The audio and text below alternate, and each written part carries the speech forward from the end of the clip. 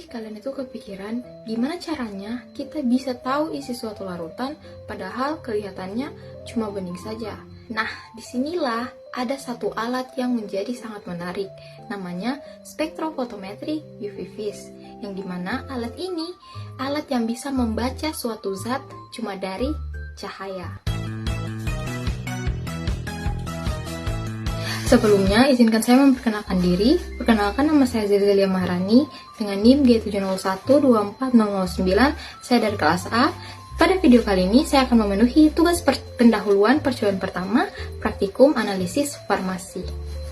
Nah, jadi sebenarnya spektrofotometri UV vis itu adalah cara untuk melihat seberapa banyak cahaya yang diserap oleh suatu zat. Nah, cahaya yang dipakai itu bukan sembarang cahaya, tetapi mencakup cahaya ultraviolet dan cahaya tampak. Nah, setiap zat itu punya gaya sendiri dalam menyerap cahaya. Ada yang menyerap banyak, ada juga yang cuma sedikit. Dan dari situlah kita bisa tahu berapa konsentrasi suatu zat tersebut. Nah, sekarang bayangin deh kalau cahaya itu lagi jalan-jalan. Yang dimana awalnya cahaya itu keluar dari sumbernya, dia itu masih bercampur-campur. Lalu, dia itu akan masuk ke monokromator. Nah, di monokromator sini, cahaya dipilih menjadi satu warna saja. Setelah itu, cahaya akan masuk ke dalam sampel. Nah, disinilah momen pentingnya, yang dimana sebagian cahaya itu akan ditahan oleh zat dalam larutan, dan sisanya akan lanjut ke detektor. Nah, di detektor ini, dia akan menghitung berapa banyak cahaya yang berhasil lewat. Dari situ muncullah angka yang kita kenal sebagai absorbansi. Nah, kalau kita lihat sendiri, ternyata alat ini punya suatu tim kerja, yang dimana ada sumber cahaya sebagai awal perjalanan, dimana ada monokromator yang memilih panjang gelombang. Lalu ada kuvet, yang dimana tempat sampel berada. Dan ada detektor yang menangkap cahaya, hingga layar yang menampilkan hasil. Nah, semua bagian ini bekerja sama-sama, kayak tim yang nggak boleh ada yang salah peran.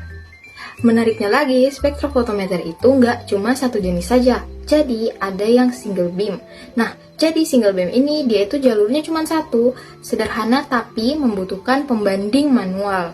Terus, ada juga yang double beam. Nah, dia ini lebih canggih karena bisa membandingkan langsung. Lalu ada juga yang bisa scan, jadi dia itu mempunyai banyak panjang gelombang. Dan bahkan ada yang super cepat, karena dia pakai teknologi diode array. Jadi, tinggal disesuaikan saja sama kebutuhan analisisnya. Nah, sekarang kita bakal masuk ke bagian yang seru tetapi santai. Jadi, ada satu aturan penting di sini namanya hukum Lambert-Beer. Jadi, intinya itu simple banget. Semakin banyak zat dalam larutan, semakin banyak juga cahaya yang diserap.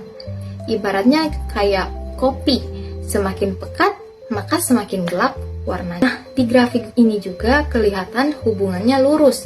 Artinya, makin tinggi konsentrasi, makin tinggi juga absorbansinya. Nah, sebenarnya kalau mau pakai alat ini sebenarnya cukup sistematis. Jadi, yang pertama, alat itu dinyalakan terlebih dahulu biar siap digunakan.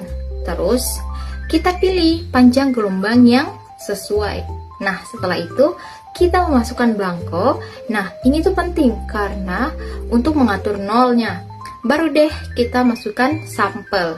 Dan dalam beberapa detik saja muncul hasil absorbansi yang kita butuhkan. Nah, dari yang awalnya kita nggak bisa melihat suatu zat dalam larutan dengan bantuan cahaya, sekarang kita bisa mengetahuinya dengan cukup akurat. Nah, spektrofotometri UV vis ini bukan cuma alat, tetapi seperti penerjemah antara suatu cahaya dan suatu zat. Nah, terima kasih sudah ikut jalan-jalan bareng cahaya hari ini. Sampai ketemu di pembahasan selanjutnya.